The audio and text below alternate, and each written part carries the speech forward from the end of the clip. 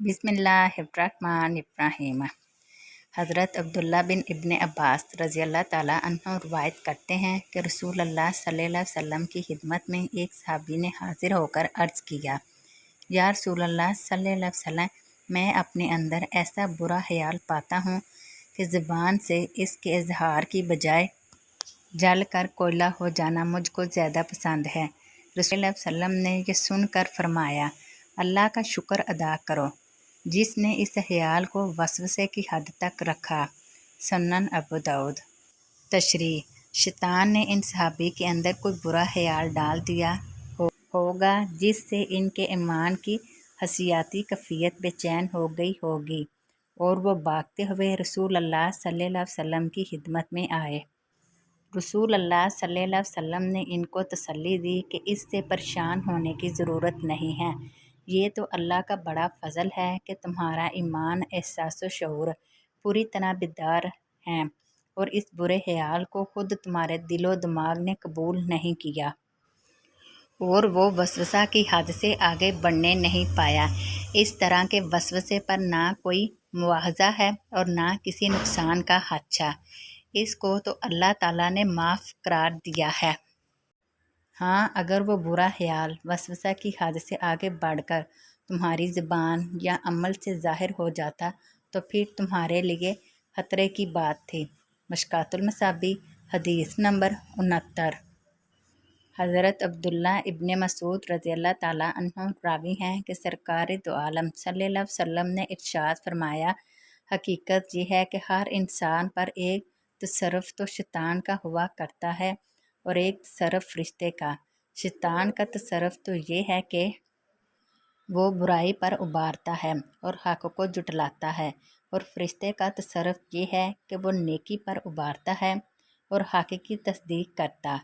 लिहाजा जो आदमी नेकी पर फ़रिश्ते के उबारने की ये कैफियत अपने अंदर पाए तो इसको समझना चाहिए कि ये अल्लाह ताला की जानिब से हदायत है। इस पर इसको अल्लाह का शुक्र बजा लाना चाहिए। और जो आदमी दूसरी कैफियत यानी शैतान की वसवसा अंदाज़ी अपने अंदर पाए तो इसको चाहिए कि शैतान मरदूद से अल्लाह की पनाह तलब करे। फिर आप सल्लल्लाहु अलैहि वसल्लम ने ये कुरानी आयत पढ़ी जिसका तर्जुमा है, शैतान तुम्हें फ़क़र से डराता है और गुनाह के लिए उकसाता है। तशरीह, फ़रिश्ते के उबारने का मतलब तो ये है कि वो नेकी की अहमियत और नेकी पर मिलने वाले अजर व इनाम की कशिश ज़ाहिर करता है और इंसान के एहसास व शऊर में ये बात डालता है कि अल्लाह का सच्चा दीन ही इंसानियत की बका तरक्की का ज़ामन है। अल्लाह के रसूल जो शरीयत लेकर आए हैं इसी में बनी आदम की दुनियावी और ओहरी निजात पोशीदा है। अगर अपनी फलाह व निजात चाहते हो तो बुराई के रास्ते से बचो और नेकी के रास्ते को इख्तियार करो। शैतान का उबारना ये होता है कि वो राह हक़ को तरीक करके दिखाता है। वसवसा अंदाज़ी के ज़रिए दीन की बुनियादी बातों मसलन तौहीद, नबुव्वत, आखिरत और दूसरे मतक़ादात में तरद्दुद तशकीक पैदा करता है। नेकी को बदनुमा सूरत में और बदी को अच्छी शक्ल सूरत में पेश करता है। इंसानी दिमाग में ये बात बिठाने की सही करता है कि अगर इन चीज़ों को इख्तियार करोगे जो नेकी से तबीर की जाती हैं तो परेशानियाँ उठाओगे, तकलीफ़ें बर्दाश्त करोगे। मसलन तवक्कुल कनायत की ज़िंदगी इख्तियार करोगे और अपने औकात को दुनिया साजी में सर्फ करने की बजाय अल्लाह की इबादत और दीन की खिदमत में लगाओगे तो तुम ना माल दौलत हासिल कर पाओगे और ना दुनिया की कोई आसाइश और राहत उठा पाओगे, उल्टे फ़क्र मोहताजी में मुब्तला हो जाओगे। मशकात शरीफ, हदीस नंबर 70।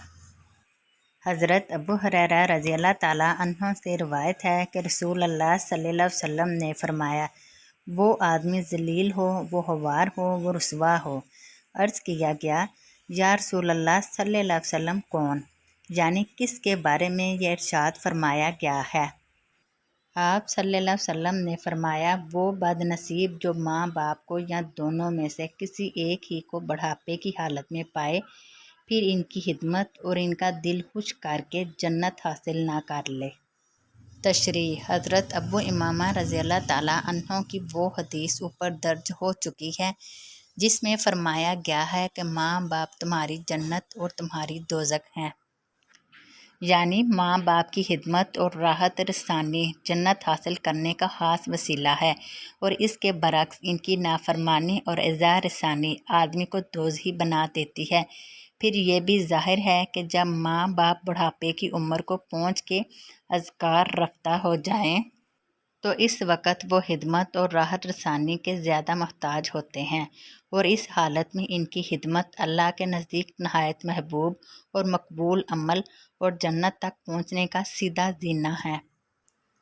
پس اللہ تعالیٰ جس بندے کو اس کا موقع میسر فرمائے اور وہ ماں باپ کا یا دونوں میں سے کسی ایک ہی کا بڑھاپا پائے اور پھر ان کی خدمت کر کے جنت تک نہ پہنچ سکے، بلا شبہ وہ بڑا بد نصیب اور محروم ہے، اور ایسوں کے حق میں رسول اللہ صلی اللہ علیہ وسلم نے فرمایا ہے کہ وہ نامراد ہو، ذلیل و خوار ہو، رسوا ہو۔